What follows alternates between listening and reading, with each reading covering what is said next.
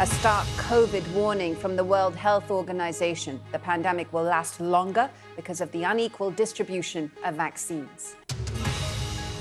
Brazil's president should face criminal charges over his handling of the pandemic, so says a parliamentary inquiry, but he dismisses the findings.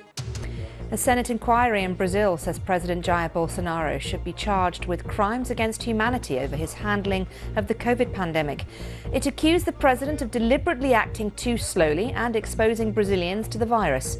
Well, Mr. Bolsonaro has refuted the allegations, saying he bore no guilt. The United States says it's time to engage in a sustained dialogue with North Korea in order to achieve the complete denuclearisation of the Korean peninsula.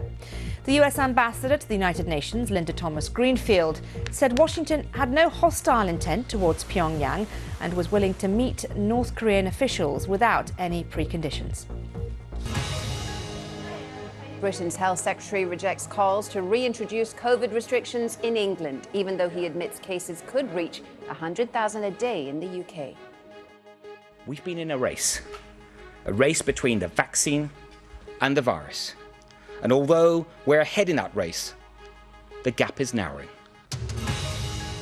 Joe Biden's nominee to be American ambassador in Beijing takes a tough line on China at his Senate confirmation hearing.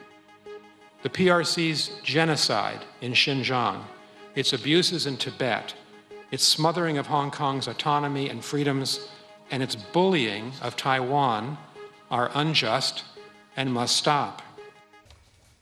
Police searching for the missing fiancé of a murdered American blogger have found what appear to be human remains in a park in Florida.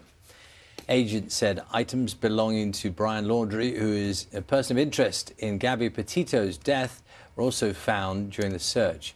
Mr. Laundrie has been missing for more than a month after returning to Florida from a joint trip without his partner.